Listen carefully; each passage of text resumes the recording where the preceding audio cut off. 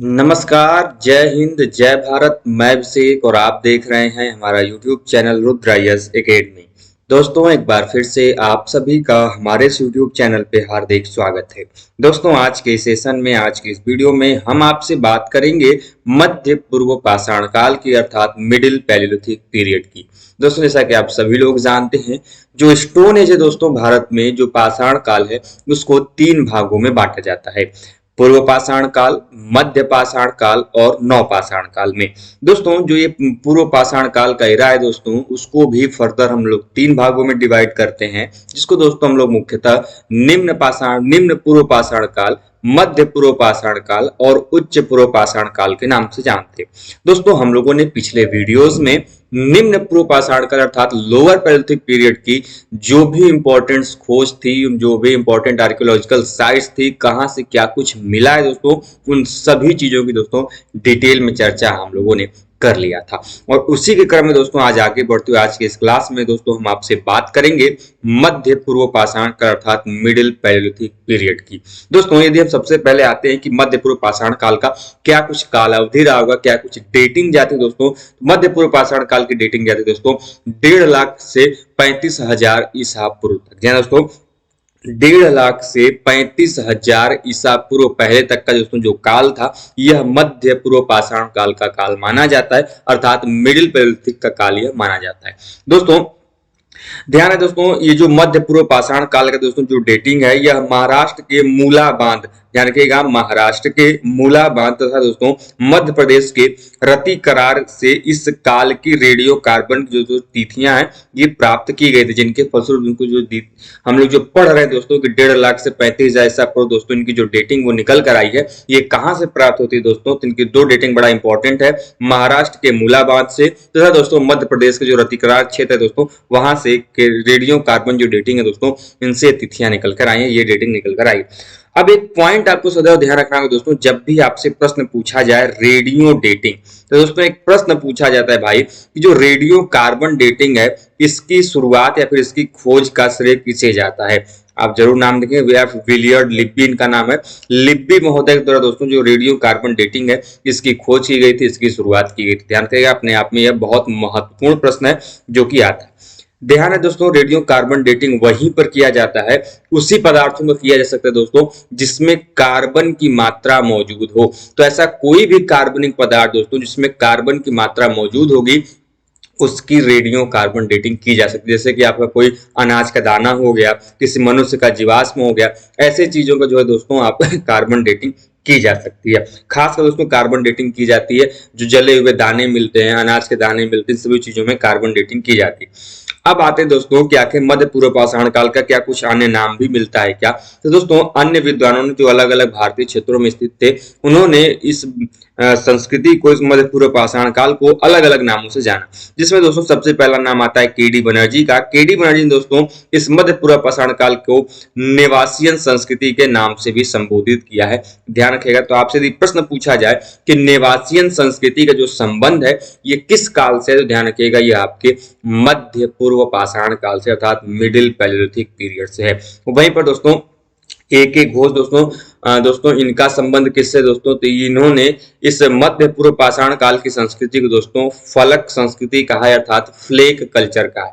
अब आपके दिमाग में प्रश्न उठना लाजमी होना चाहिए कि आखिर फलक संस्कृति है क्या। तो दोस्तों जब भी आप निम्न पूर्व पाषाण काल पढ़ रहे थे तो मैंने बताया था कि वहां के जो उपकरण बन रहे थे वो कोर के ऊपर बन रहे थे, अर्थात जो मान लीजिए कि हमने कोई पत्थर का एक टुकड़ा लिया और पत्थर को तराश दिया तो बाकी जो भाग बचा पत्थर का मेन भाग उसको कोर कहते हैं। क्या कहते हैं? कोर कहा जाता है। जबकि पत्थर से जो टुकड़े निकलकर बाहर आए छोटे छोटे, इनको हम लोग फ्लेक कहते हैं। तो निम्न पूर्व पाषाण काल की विशेषता थी कि जो पत्थर का बड़ा भाग था जिससे पत्थर को तराशा जा रहा है वह भाग का ही वह उपकरण के रूप में, टूल के रूप में, हथियार के रूप में यूज करते थे। इसीलिए वहां पर उनके उपकरण का मुख्य भाग था कोर। लेकिन यहाँ पर दोस्तों मध्य पूर्व पाषाण काल में इन्होंने पत्थर से निकले हुए जो फ्लेक हैं, जो टुकड़े हैं, अब उनको हथियार के रूप में, उनको टूल के रूप में यूज किया जाना शुरू कर लिया है। इसीलिए इसको हम लोग फ्लेक कल्चर या फिर फलक संस्कृति भी कहते हैं। वहीं पर दोस्तों बर्किट एवं कमियाडे महोदय दोस्तों इसे सीरीज सेकेंड कहा है। सीरीज वन निम्न पूरा पाषाण काल को और सीरीज सेकेंड इन्होंने मध्य पूरा पाषाण काल को कहा है। वहीं पर दोस्तों आप लोगों ने जरूर नाम सुना होगा डी टेराम पेटरसन का दोस्तों। तो डी टेराम पेटरसन है दोस्तों नर्मदा घाटी में इन उपकरणों को आद्य नव पाषाणिक अर्थात प्रोटो नेओलिथिक कहा था, जो कि अपने आप में बड़ा इंपॉर्टेंट स्टेटमेंट है, पूछा जाता है कि आखिर वह कौन से ऐसे व्यक्ति हैं जिन्होंने मध्य पाषाणिक उपकरणों के लिए प्रोटो नियोलिथिक का कॉन्सेप्ट दिया था। दोस्तों वह दिया गया था डी टेरा पीटरसन के द्वारा, जो उनको नर्मदा वैली में जो उपकरण मिले थे उनके लिए दोस्तों उन्होंने प्रोटो नियोलिथिक शब्द का प्रयोग किया था। दोस्तों जबकि उन्होंने आद्य नव पाषाणिक मध्य पाषाण काल को कहा है। ध्यान रखें दोस्तों, ये जो शब्द उन्होंने उपयोग में लाया आद्य नव पाषाणिक अर्थात आपका प्रोटो नियोलिथिक, दोस्तों इन्होंने मध्य पाषाण काल को कहा है। मध्य पाषाण काल किसको कहा है उन्होंने, ध्यान रखिएगा जब आपको मेसोलिथिक पीरियड पढ़ाएंगे तो हमने आपको बताएंगे, पहले भी बताया था हमने आपको कि भारत के संदर्भ में पहले मेसोलिथिक का कॉन्सेप्ट था ही नहीं, पहले केवल पैलियोलिथिक और नियोलिथिक का कॉन्सेप्ट था, मेसोलिथिक पीरियड का कॉन्सेप्ट नहीं था।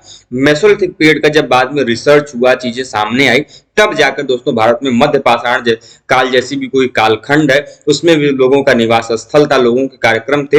इन सभी चीजों का प्रमाण हमको बाद के रिसर्च में पता चला। इसीलिए अधिकांश विद्वान जो पहले के हैं वो मानते हैं कि मध्य पाषाण काल भारत के क्षेत्र में नहीं था। उन्हीं में से एक है दोस्तों आपके डी टेरा पेटरसन, जिन्होंने दोस्तों मध्य पाषाण काल को उस समय में आद्य नव पाषाणिक कहा अर्थात प्रोटो नियोलिथिक पीरियड का अर्थात नियोलिथिक पीरियड का पहले का फेज जो है उन्होंने उसको माना है। उन्होंने अलग से मेसोलिथिक पीरियड की जो है उनकी संभावनाएं नहीं व्यक्त की।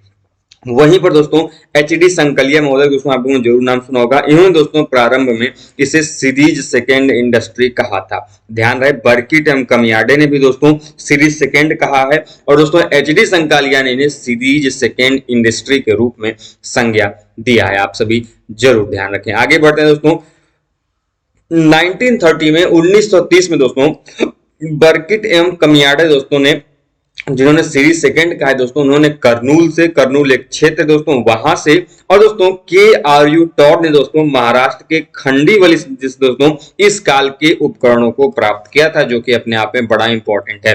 तो 1930 में दोस्तों कमियाडे एवं बर्किट महोदय ने करनूल जिले से, वहीं पर दोस्तों के आर यू टॉड महोदय ने महाराष्ट्र के खंडीवली जिले से मध्य पूरा पाषाणिक उपकरणों को प्राप्त किया था। और ध्यान है दोस्तों उन्होंने जो ये उपकरण प्राप्त किए थे उन्होंने उन उपकरणों को फलक ब्लेड स्क्रैपर संस्कृति भी कहा है।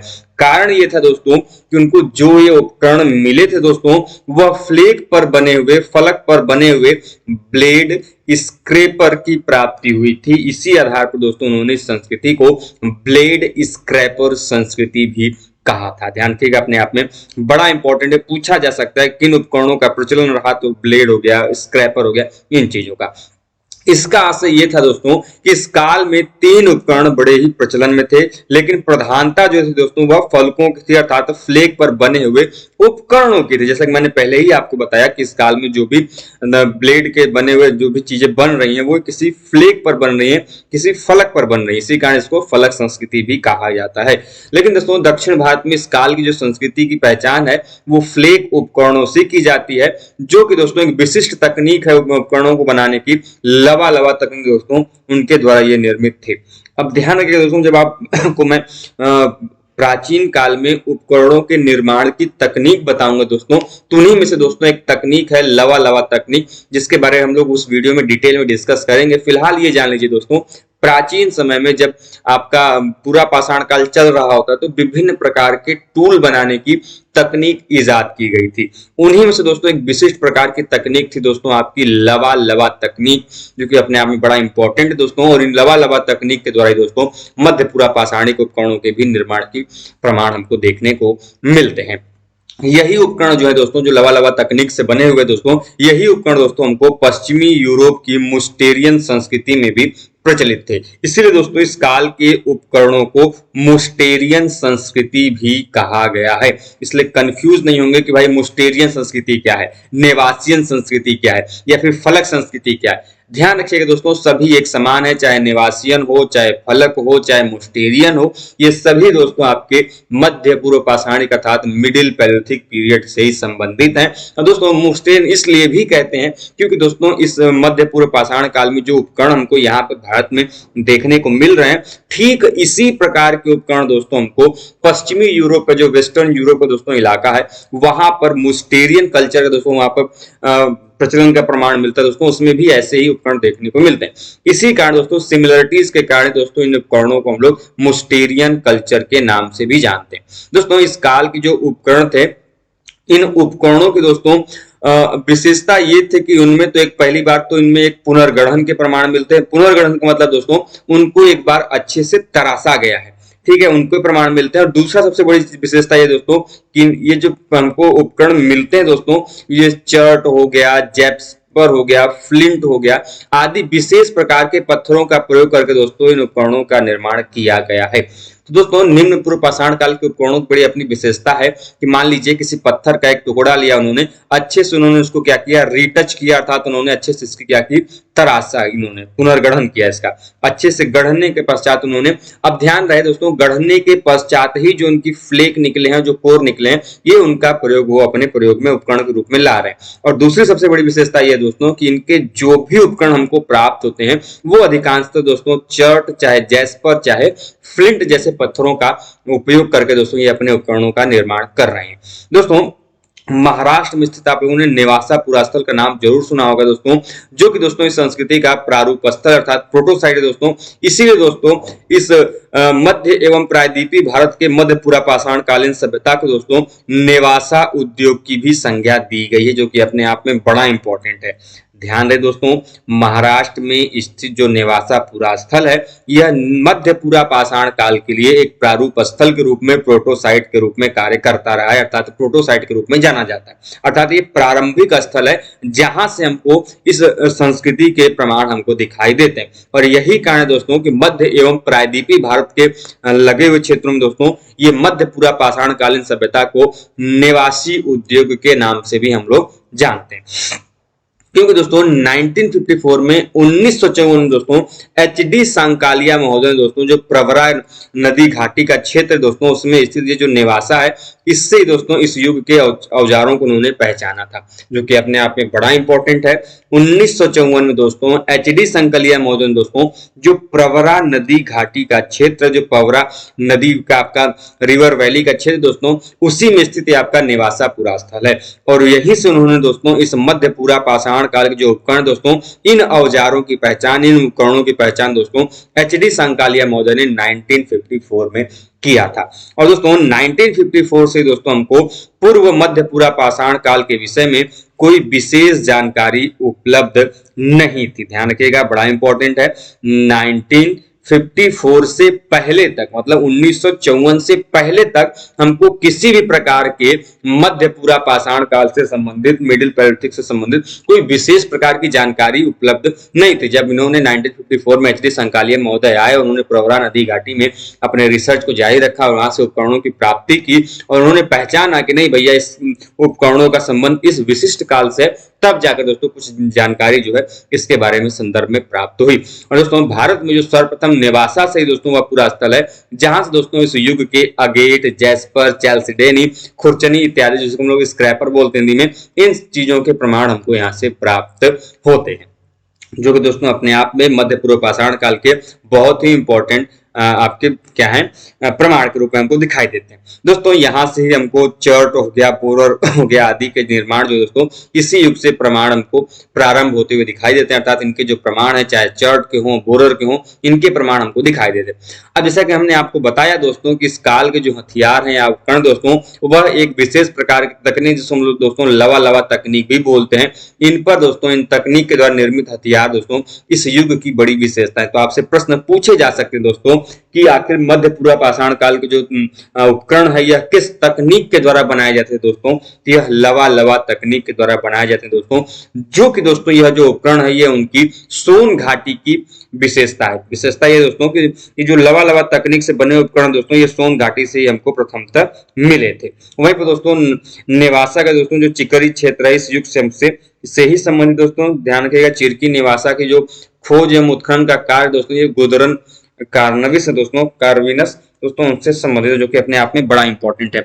नेवासा क्षेत्र जैसा कि मैंने आपको बताया, नेवासा से दोस्तों नेवासियन संस्कृति का कॉन्सेप्ट पड़ा, जो कि आपका मध्य पूर्व पाषाण काल से संबंधित दोस्तों। और यही परिस्थिति दोस्तों चिरकी नेवासा का दोस्तों जो खोज एवं उत्खनन का कार्य माना जाता है वो गुदरुन कार्विनस को माना जाता है। आप जरूर ध्यान रखिएगा, आपसे प्रश्न जो है यहाँ से पूछे जाते हैं।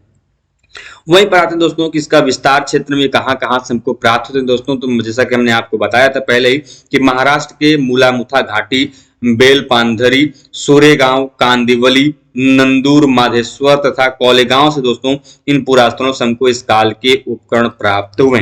ध्यान रखिए दोस्तों, मैं आपको बार बार कहता हूं कि जब भी आपके पुरास्थलों के नाम आए तो आप सबसे पहले वो किस कालखंड के हैं, किस जगह स्थित हैं और उन पुरास्थलों के नाम क्या है संभवतः उसको एक जगह आप क्रम में लिख लें। इससे क्या होगा दोस्तों कि आपको इन पुरास्थलों का संबंध किस काल से है और संभवतः यदि उनको खोजकर्ताओं उत्खननकर्ताओं के नाम भी ज्ञात हैं तो उनको भी एक स्थान पर लिखे दोस्तों, जिससे कि आपको एक अच्छा सा नोट्स भी प्राप्त हो जाएगा। तो दोस्तों महाराष्ट्र के मूला घाटी हो गया, आपका बेलपांधरी क्षेत्र हो गया, सूरेगांव हो गया, कांदिवली हो गया, नंदूर मांधेश्वर हो गया तथा कालेगांव दोस्तों क्षेत्र हो गया, इस काल से हमको इस मध्य पूर्व पाषाण काल के उपकरणों की प्राप्ति होती है। इसके अलावा दोस्तों तमिलनाडु, कर्नाटक, आंध्र प्रदेश के दोस्तों जो कोडप्पा जिला है स्थित जो नंदीपली क्षेत्र है, उसके अलावा दोस्तों उड़ीसा, गुजरात का जो ओरसंग नदी घाटी है दोस्तों उसमें स्थित दोस्तों जो भंदरपुर है, इसके अलावा दोस्तों गुजरात में स्थित हिरण घाटी से दोस्तों जहां से यूरेनियम थोरियम श्रृंखला विधि के आधार पर इसकी तिथि का निर्धारण किया गया, इन सभी स्थानों दोस्तों को विभिन्न प्रकार के जो प्रमाण है मध्य पूर्व पाषाण काल के वो हमको दिखाई देते हैं। चाहे वो आपका गुजरात हो, चाहे उड़ीसा हो, तमिलनाडु हो, कर्नाटक हो, आंध्र प्रदेश हो, गुजरात में विभिन्न प्रकार के स्थानों से हमको इन चीजों की प्राप्ति होती है। उसके अलावा दोस्तों संकालिया महोदय को दोस्तों गोदावरी तट पर स्थित जो कोलेगांव क्षेत्र है दोस्तों, यहाँ से बाष्पनम्बदिकस फॉकनर का सिंह युग दोस्तों जो है सिर मिला हुआ, जो कि अपने आप में इस मध्य पूर्व पाषाण काल के विशिष्ट प्रमाण के रूप में हमको दिखाई देता है। इसके अलावा दोस्तों मध्य प्रदेश का जो क्षेत्र है समनापुर, मंदसौर, खड़की और दोस्तों नालगढ़, इन पुरास्थलों से भी दोस्तों हम इस काल के उपकरणों की प्राप्ति करते हैं, अर्थात इन पुरास्थलों से हमको मिडिल पैलेolithic पीरियड के टूल्स की प्राप्ति होती है, जिसमें दोस्तों आपका मध्य प्रदेश का समनापुर है, मंदसौर है, खिड़की है और दोस्तों नालगढ़ स्थित है। इसके अलावा दोस्तों राजस्थान का बागन क्षेत्र, बेराज क्षेत्र, कादिमली घाटियां, जनकपुरा, मंगलपुरा, जनना, भूतिया, हजरा खेरी, चंपा खेरी से भी दोस्तों इस काल के जो उपकरण है उनकी प्राप्ति होती है। जिसमें दोस्तों आपका जो चंपा खेरी क्षेत्र है अपने आप में बड़ा इंपॉर्टेंट है, इनसे जो प्रश्न है कई बार एग्जाम में पूछे गए हैं। दोस्तों इन पुरास्थलों से हमको मध्य पूर्व पाषाण काल के जो उपकरण है उनकी प्राप्ति होती है। इसका दोस्तों उत्तर प्रदेश में नगझर खुर्द, जो कि अपने आप में बड़ा इंपॉर्टेंट एवं विस्तृत पुरास्थल क्षेत्र है, इस नगझर खुर्द से पटपरा से भी दोस्तों हमको मध्य पूर्व पाषाण काल के जो उपकरण है मिडिल पैलेolithic पीरियड के जो टूल्स है दोस्तों इनके प्रमाण हमको यहाँ से दिखाई देते हैं। इसका दोस्तों राजस्थान के थार क्षेत्र से भी प्राप्त मध्य पूर्व पाषाण काल के उपकरणों को दोस्तों बीएन मिश्रा दोस्तों जो कि महत्वपूर्ण पुरातत्वविद हैं, इन्होंने दोस्तों लूनी उद्योग की संज्ञा दी है, जो अपने आप में बड़ा इंपॉर्टेंट है। ध्यान है दोस्तों बीएन महोदय जो है दोस्तों बीएन मिश्रा महोदय जो है इन्होंने राजस्थान क्षेत्र का दोस्तों जो थार वाला इलाका है यहाँ से इन्होंने मध्य पूर्व पाषाण काल के उपकरण प्राप्त किए और उपकरणों को दोस्तों रिसर्च के पश्चात उन्होंने एक विशेष प्रकार की संज्ञा दी। उस संज्ञा का नाम आप जरूर ध्यान रखिएगा, लूनी उद्योग संज्ञा उन्होंने दिया है। वहीं पर दोस्तों अजमेर में स्थित जो बूढ़ा पुष्कर का क्षेत्र है और दोस्तों जो होकरा एवं बरधानी का क्षेत्र है दोस्तों इस युग से भी दोस्तों इन पुरास्थलों से भी हमको इस युग के साक्ष्य जो है दोस्तों हमको यहाँ से दिखाई देते हैं। तो अजमेर में स्थित चाहे बूढ़ा पुष्कर हो, होकरा हो दोस्तों या फिर बरधानी हो, इन स्थलों से भी दोस्तों हमको इस काल के जो प्रमाण है वो दिखाई देते हैं।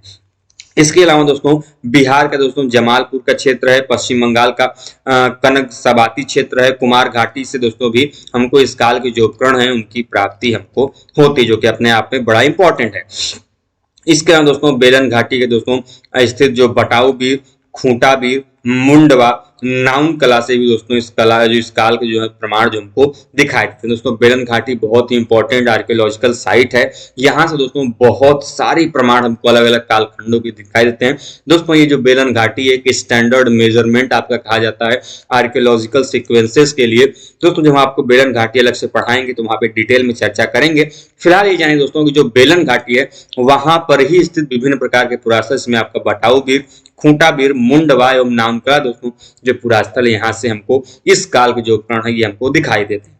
इसके अलावा दोस्तों पाकिस्तान के पेशावर में स्थित जो संघाओं गुफा है वो इसके अलावा दोस्तों पखरोदर्रा की गुफाएं दोस्तों सर्वप्रथम इसी काल से संबंधित है। तो संघाओ गुफा और दोस्तों परखोदर्रा जो है दोस्तों इसकी जो गुफाएं हैं ये आपकी बड़ी इंपॉर्टेंट है और दोस्तों ये पाकिस्तान के पेशावर में स्थित है।